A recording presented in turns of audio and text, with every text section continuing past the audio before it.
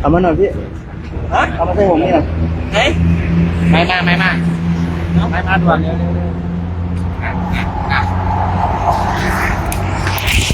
เอาไป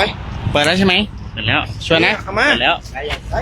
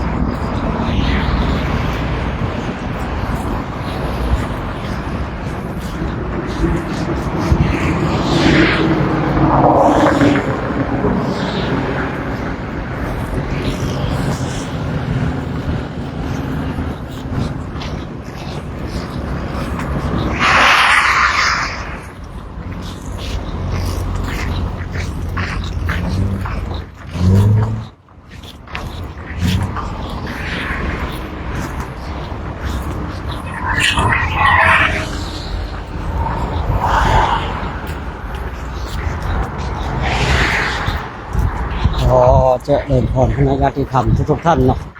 โอ้โหตอนนี้เราก็เดินมาได้กันสักระยะหนึ่งละอันนี้ก็บวกลบไม่เกิน2 กิโลนะเพราะว่าเห็นมือไลของเราทำงานแล้วนะแต่มือไลของเราทำงานนั่นแสดงว่าบวกลบไม่เกิน2 ชั่วโมงแน่นอน2 กิโลแน่นอนเนาะช่วงนี้ก็ใกล้ถึงที่พักของเราและใกล้ถึงที่วัดดอยเทพนิมิตรแล้วนะหลังจากฟันฝ่าอุปสรรคมาหลายวันเนาะแล้วก็ช่วงนี้ก็เป็นช่วงสบายๆเดินไม่หนักเหมือนช่วงแรกๆนะช่วงแรกๆกำลังไม่อยู่ตัวก็เดินหนักจังเลยเนาะช่วงนี้กำลังอยู่ตัวก็เดินน้อยจังไม่สงสัยคนเดินจะหงุดหงิดเหมือนกันนะผู้พูดว่านะเพราะอะไรไอตอนนั้นกำลังไม่ดีเนาะ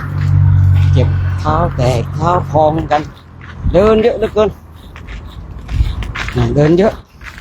อยากจะพักแต่พักไม่ได้แต่มาช่วงท้ายๆกำลังอยู่ตัวแล้วเจ็บไม่ปวดเท้าไม่แตกคือบวมอ้าวดันเดินน้อยแหมก็อยากเดินอย่างเดียวแต่ก็เดินไม่ได้แต่พักเดี๋ยวก็พักรู้สึกหงุดหงิดแน่นี่คือกระบวนการของการฝึกฝนไม่ยากอยู่คือเราต้องดูทดสอบจิตใจพระคุณเจ้าด้วยว่าท่านพร้อมที่จะไปร่วมฟันฝ่าอุปสรรคที่ประเทศอินเดียกับเราไหมมันไม่ใช่จุดตรงที่ว่าเดินใกล้เดินไกลแต่ว่ามันเป็นจุดที่เราต้องดูในสภาพร่างกายและจิตใจของพระภิกษุสงฆ์ผู้เข้าร่วมในโครงการอย่างที่ผู้พูดได้กล่าวเมื่อสักครู่นี้แรกๆนี่เนาะโอ้โหเท้าแตกเท้าบวมแล้วก็เดินจังเลยนะเดินไม่หยุดเดินไม่หยุดเลยว่าจะหยุดก็บางทีเกือบ10 โลอย่างเงี้ยนะ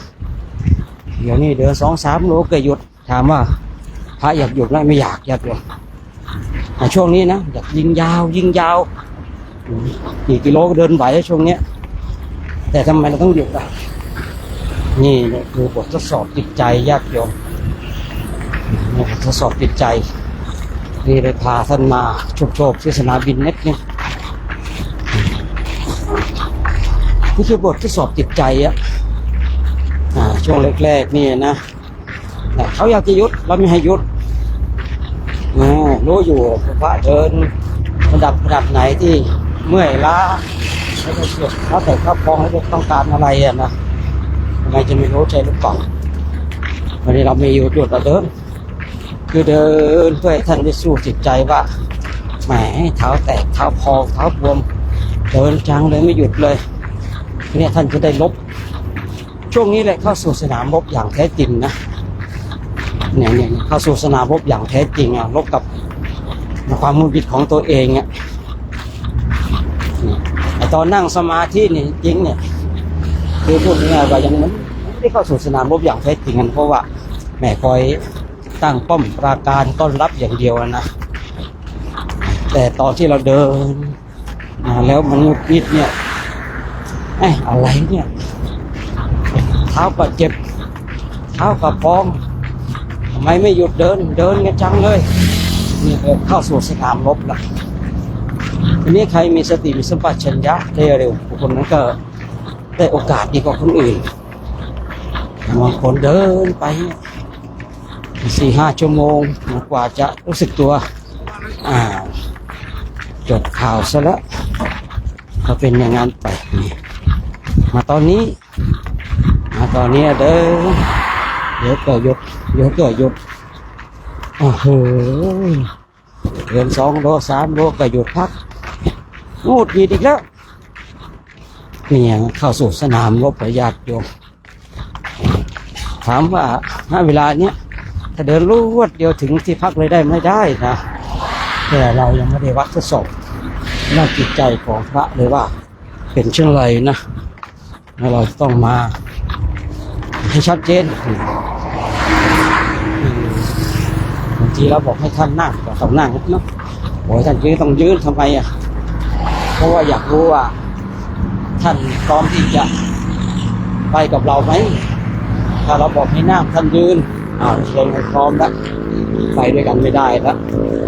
ก็เป็นเช่นนี้ญาติโยมนะมันก็เป็นเช่นนี้เลยในการที่บางคนบางท่านเห็นไม่เข้าใจหรอกว่าคือไม่เข้าใจอาตมาหรอกนะว่าอาตมาเนี่ยมีความคิดอย่างไรที่จะต้องไปทดสอบพระอย่างไรพวกกระจอกไม่สามารถจะเข้าใจความคิดของวิญญาณอินทรีย์ได้ใครคือนกกระจอกอาตมาเองนะเนี่ยคือบททดสอบถามว่าเราไปเดินในป่าในเขาได้มันก็ได้ทำไมจะไม่ได้เนาะไปเดินแล้วได้อะไรเดินถนนเนี่ยน้อยท่านก็เดินหลับไม่ได้ก็แล้วกันเถอะถ้าในป่าในเขาไม่มีรถนะเดินหลับได้พวกนี้จะเป็นมาก่อนไปโทษนะทุกคนเราไม่ได้ทำอะไรมาก่อนประสบการณ์แห่งชีวิตมันก็จะสั่งสอนเราชีวิตนี้ของเราก็ถูกสั่งสอนของเราเป็นอย่างดีเลยฉะนั้นท่านทั้งหลายแก้มาร่วมสังฆโมทนาเนาะอนุโมทนาสาธุการกับคณะพระภิกษุสงฆ์ในโครงการจาริกธรรมตามรอยบาทพระศาสดาวัดประเทศนิมิตรตำบลป่าซางอำเภอแม่จันทร์จังหวัดเชียงรายนะในวันนี้ก็เดินทางมาถึงตัวเมืองเขตในตัวเมืองแล้วเนาะเขตอำเภอบ้านดูแล้วตัวนี้นะน่าจะบ้านดูนะเขตอำเภอบ้านดูแล้วพวกนี้ก็คงจะเข้าเกือบเข้าอำเภอแม่จันทร์แล้วนะวันนี้วันประกาศชัยนี้ก็แจ้งให้ญาติโยมได้ร่วมอนุโมทนาอีกทีหนึ่งเนาะเพราะว่าเราจะมีวันประกาศชัยชนะการประกาศชัยชนะคือการที่เราได้เดินถึงวัดดอยเทพนิมิตรนั่นเองนะ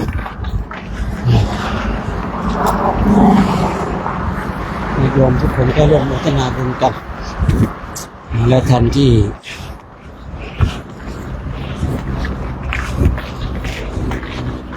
ติดตามก็ต้องขอแจ้งให้ทราบว่าแอปต่อนี้ไม่สามารถที่จะไลฟ์ในประเทศอินเดียและเนปาลได้นะเพราะว่าโดนเขาแบนแอป2 แอปนี้นะ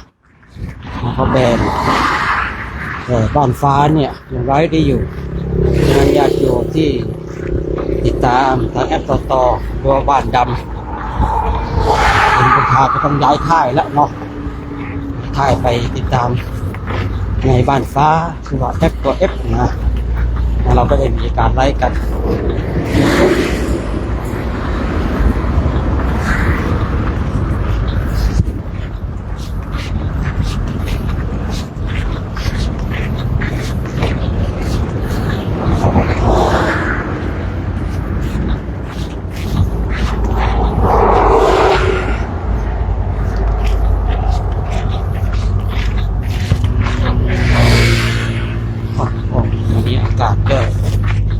เรื่องเหมือนกันญาติโยมเอาเรื่อง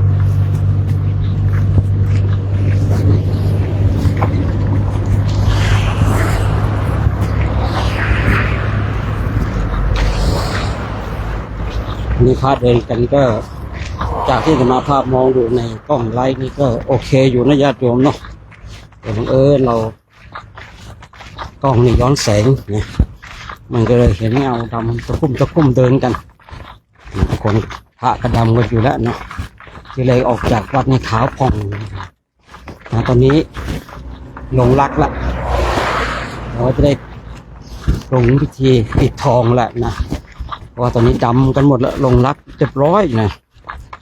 ลงรักเรียบร้อยแล้วรอยรักให้สักนิดนึงเดี๋ยวก็จะได้ปิดทองนะเราได้ปิดทองกัน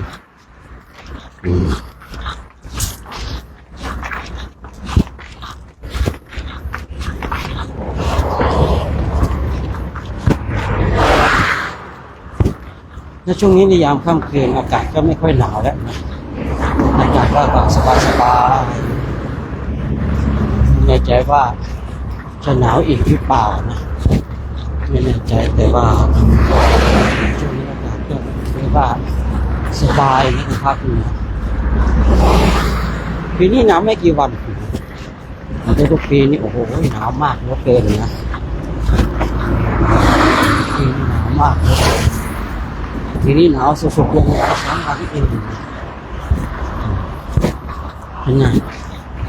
ผมพูดเองเนี่ยคือถ้าไม่หนาวจริงๆผมพูดจะไม่ใส่เสื้อกันหนาวตอนเช้าแต่วันไหนถ้าใส่เสื้อกันหนาวนั่นแสดงว่าหนาวคือบางวันนี่มันก็หนาวดูแล้วว่าจีวรกับผ้าสังฆาที่เอาไม่อยู่ก็จะใส่เสื้อใส่เสื้อเพื่อบรรเทาความหนาวจะได้เหมาะแก่การเจริญสมณธรรมแต่ถ้าว่าหนาวมากต้องใส่กันเราก็ต้องดูเหตุการณ์เนาะต้องดูเหตุการณ์ต้องดูด้วยเนาะเป็นยังไงญาติโยมถ้าเห็นมันมาใส่เสื้อตอนทำวัดก็แสดงว่าอากาศหนาวมากนะว่าถ้าไม่ได้ใส่นี่ก็แต่ว่าไม่เท่าไหร่จีวรครับเอาโยกเนาะจีวรพระสังฆาที่เอาโยกเพราะว่าการใส่เสื้อกันหนาวนี่เราก็ต้องดูการดูเวลาด้วยนะช่วงเดือนนี้ใส่อยู่เพราะอะไรเพราะเหงื่อมันออกเหงื่อออกพอเหงื่อออกปุ๊บเนี่ยออกข้างแล้วไม่ส่งถึงจีวรเนาะจีวรเห็นด้วยว่าพระพุทธเจ้าก็จะส่งกลิ่นเอาก็เลยต้องใส่เสื้อซับเหงื่อขณะใส่เสื้อซับเหงื่อแล้วเนี่ยบางทีก็เหงื่อมันออกเยอะทะลุเสื้อออกมาแล้วก็มีนะแต่ถ้าผู้เดินรูปเดียวผู้ก็ไม่ใส่นะเพราะอะไรเพราะว่าเดินรูปเดียวเนี่ยบางทีเราเดินไปเจอน้ำเราก็แวะซักจีวรแห้งกับไปต่อแต่ถ้าว่าเรามาเดินแบบนี้บางทีเป็นจะแวะซักจีวรบางทีกับพระ60-70ประท่านทั้งหลายเราก็จะลำบากนิดนึงเลยต้องเซฟตรงจุดนี้คือหลายวันซักที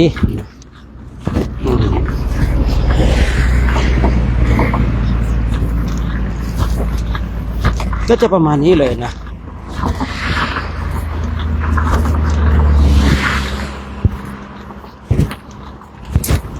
วันนี้ถ้าเราไปถึงเร็วเราคงจะได้ภาวนาเร็วนะคือของเรานี่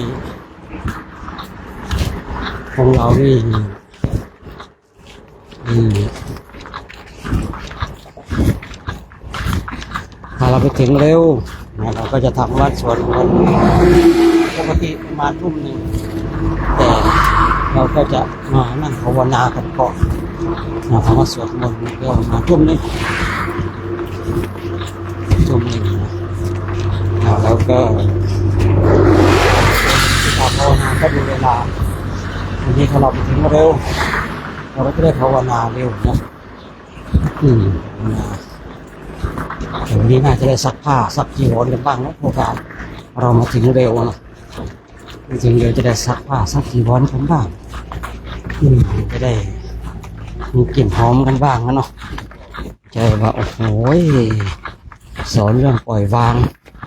จีวรมันเป็นถึงเลยแบบนี้ก็ไม่ไหวเหมือนกันนะเนาะก็ต้องดูด้วยนะเราก็ต้องดูด้วยเนาะฉะนั้นก็โมทนามีญาติโยมก็เข้ามาโมทนากันสาธุกันเยอะเหลือเกินเนาะ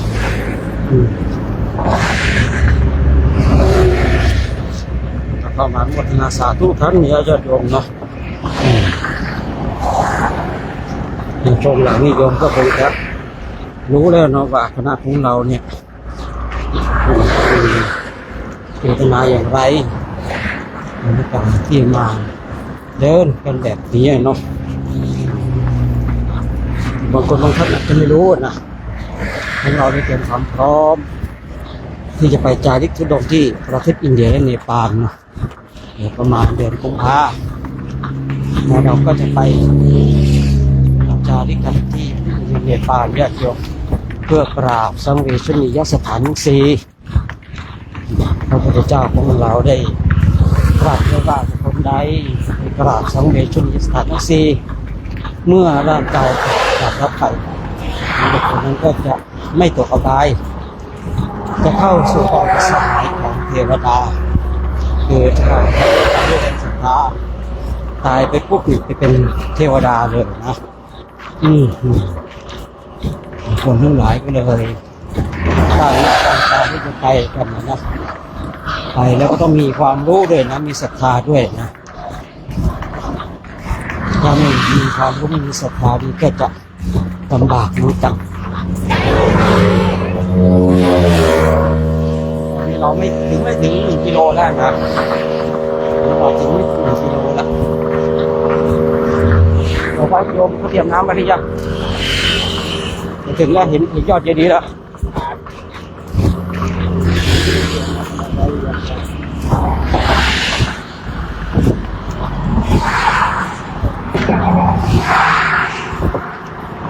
โยมหมวดอะ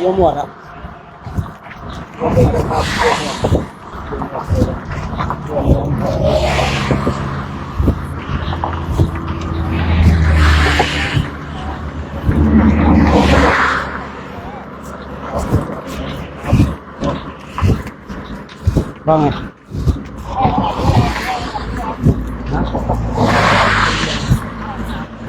โอ้ยมันจะเข้าวัดอยู่แล้วจะเข้าวัดแล้วบอกว่างั้นแล้ว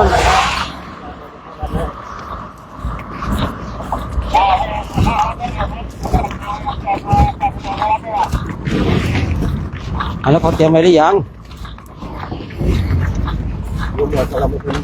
เอาไม่ทันการแล้ว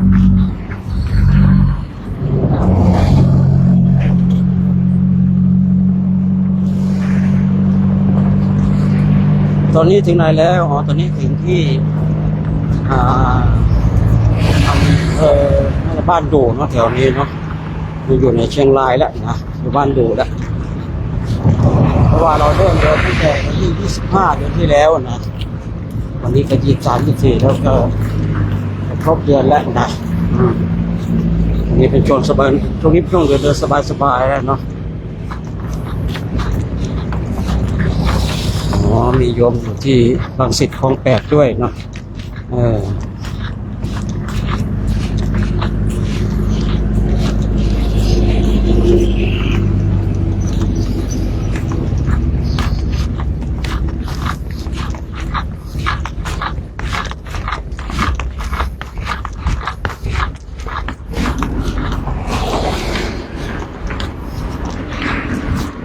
นี่เห็นยอดเจดีย์แล้วยอดโยมนะตอนนี้ก็จะได้ร่วมกันที่แตงเมอีก1 วันยอดโยมที่แตงเมเราเป็นผู้ที่ชนะอีกแล้ววันนี้นะไม่ได้ชนะใครเลยชนะใจตัวเองนี่อากาศจะร้อนตอนนี้เนี่ยความร้อนเจออุปสรรคแล้วไม่มีอะไรมาขวางกั้นอุปสรรคของพระคุณเจ้าได้แล้วตอนนี้นะ มีแต่มุ่งหน้าอย่างเดียวนะช่วงนี้กำลังอยู่ตัวแล้วเดินกี่กิโลก็สบายนะ4-5 วันแรกนี่โอ้โหจะรอดกันหรือเปล่าเนาะเนี่ยนะเดินก็แบบคนเจ็บเท้าอ่ะเนาะเท้าแต่เท้าท้องอะนะมันก็เลยแบบยากนิดนึง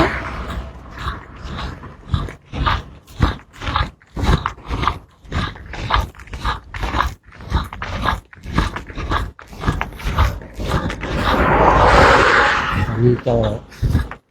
จะสบายๆนะ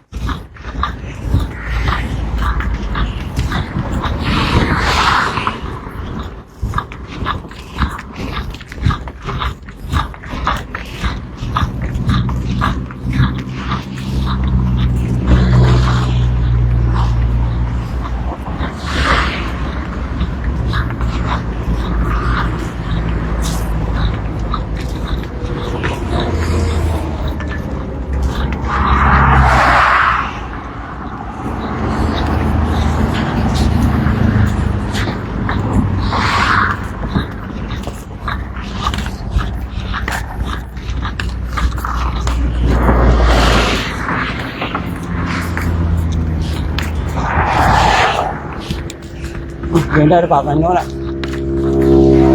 เดี๋ยวซ้ายนี่กันเดี๋ยว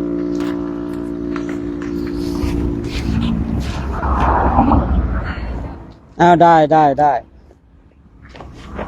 เอาตามนี้เลยตามนี้สาธุเดี๋ยวรับพรหน่อยเร็วพิวาธนาสีลิสานิจังบุตดาปัจจายโนจตารโรธรรมาวัฏันติอายุวโนสุขังพระลังโชคดีเนอะสาธุเนาะก็โยมเขาก็เห็นแล้วเกิดศรัทธากับทันก็ทำบุญไปเนาะที่เราก็ไม่ว่ากันเรื่องของบุญนี่นะเขาทำเขาได้ใครไม่ทำก็ไม่ได้ที่เขาชอบพูดกันบ่อยๆเลยแต่ผมพูดจริงข้าวคนใดกินมันก็อิ่มถึงหิวขนาดไหนถ้าไม่กินมันก็ไม่อิ่มนะข้าวอยู่ตรงหน้าเลยไม่ได้ไปสนใจว่าข้าวคืออะไรยังไงมีวิตามินไหมมีโปรตีนมีแร่ธาตุไหมแต่มันก็ตายตรงเดียวเนาะหิวแล้วอะไรอยู่ตรงหน้ากินก็มันไม่แสดงต่อโลกอะเนาะคนเองเหมือนกันบางทีเราเห็นพระก็เกิดศรัทธาแล้วครับเกิดศรัทธาแล้วเขาก็คนขวายไปคนขวายเป็นอย่างดีเลยก็เป็นบุญของเขาก็เป็นบุญของเขาอะได้ก็สมบูรณ์กุศลกัน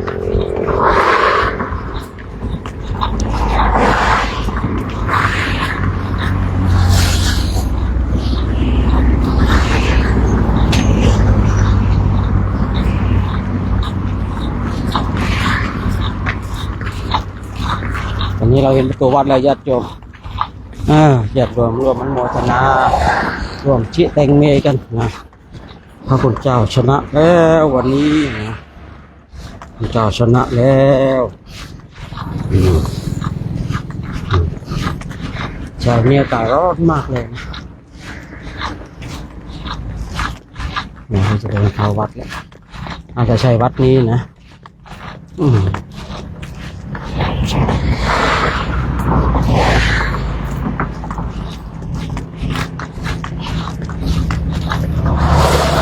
ก็ทำเย็นพอตอนเราเดินมา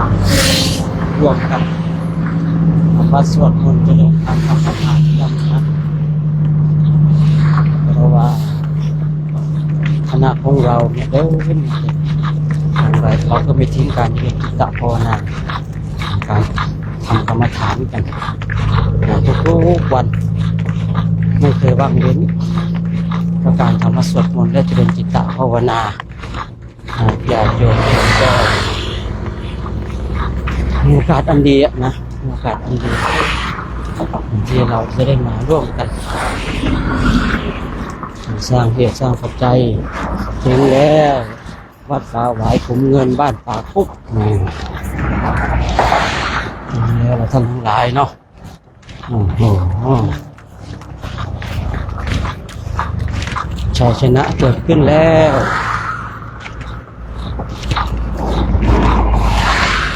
ชัยชนะเกิดขึ้นแล้ว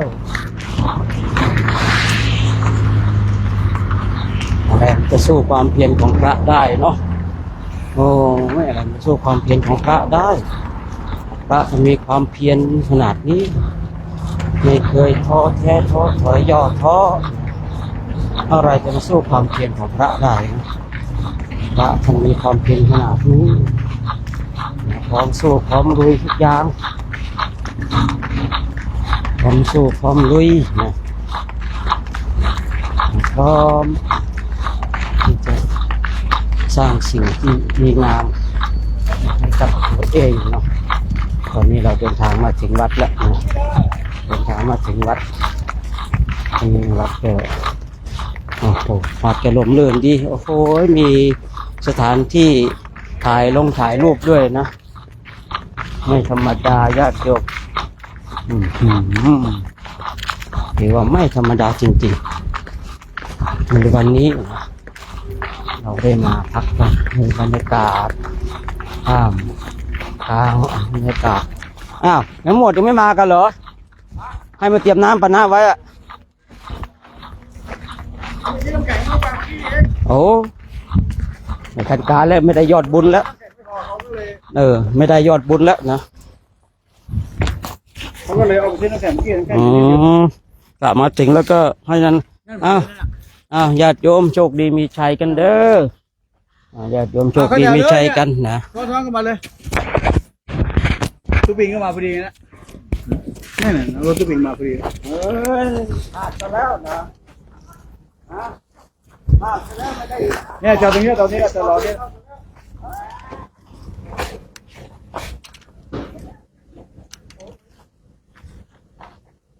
ไหนอ่ะหมดแล้วก็ไอ้นั่นมืดอ่ะมาเลยอ๋อหมดไปซื้อแข็งโอ้แก้วน้ำหมดแล้วดูเสียบจำลังเอาสาธุอาญาโยมเนาะวันนี้ก็มาถึงบนหักบนเสาแล้วมาถึงมีโอกาสสักผ้าอยู่สักผ้าให้อยู่คุมไม่ต้องจัดแถวกันนะต้องให้อยู่คุมเดียวกันนะเนี่ยแต่เนี้ยอยู่ได้แล้วก็เรือนี้อยู่ได้หมดเลยนู่นมันก็มีไปที่เดียวนู่นนะน้ำครับได้ยินไหมเนี่ยห้องน้ำข้างหลังใช้แถวนี้แถวเดียวเลยเด้อมันมี2 แถวมีทางตรงไปนี่ก็ขวางต้องขวางไว้ให้ไม่ทีใช้ให้พระเราใช้ข้างหน้ามันมี10 ห้องมั้งไม่รู้เขาเปิดให้หมดหรือเปล่าหมดแล้วยังรู้แล้วนะให้อยู่เป็นกลุ่มนะห้ามแตกกลุ่มไม่แจกกันเองเนี่ยตรงนี้แล้วก็แถวที่ได้หมดเลยนะหมออยู่ตรงนั้นหมออยู่ตรงนั้นไปแยกย้ายให้อยู่เป็นกลุ่มนะให้หัวหน้ากลุ่มเรื่องตัวเองไปจ้ะไปดูที่ปลอดภัยไง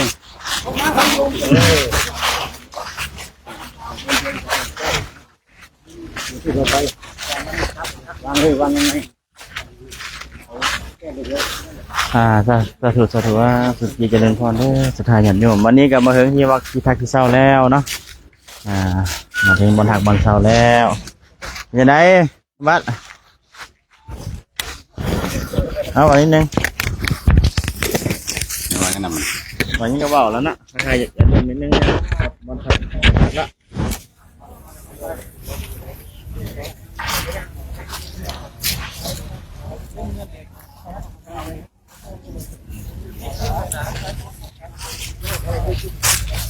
ขอความสุขความเจริญจะมีแก่ทุกญาติโยมเด้อที่เขามารับชมรับฟังสาธุเมื่อยเนาะวันนี้มันเมื่อยไม่รู้เป็นไรเมื่อยวันนี้แต่กล้องก็เมื่อยเจริญพรญาติโยมในวันนี้ก็มาถึงบอลผักบอลเศร้าบอลนอนแล้วเนาะค่ำคืนนี้ เอาคืนนี้จะได้พักได้เศร้าอยู่นี่ได้ออันโยมได้เอาสิให้เบิ่งขับบรรยากาศหน้อยหนึงเนาะ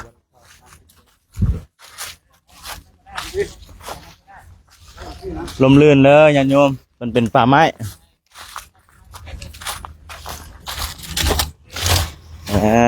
เป็นป่าไม้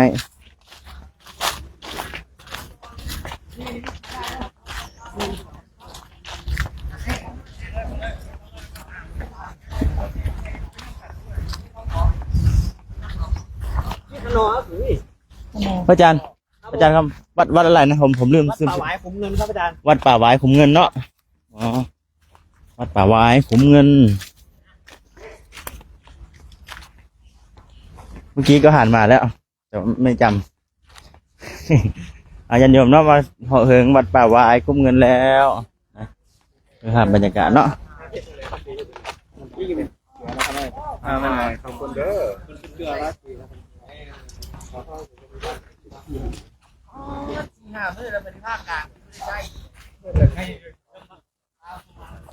อ ยันโยมเนาะก็สิได้ขออนุญาตปิดไลฟ์ไปยังสนิทสากรเนาะเพราะว่า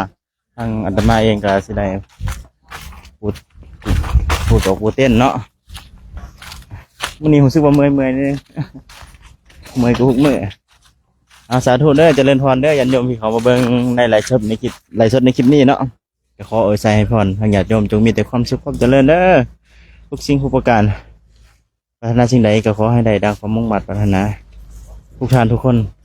สาธุ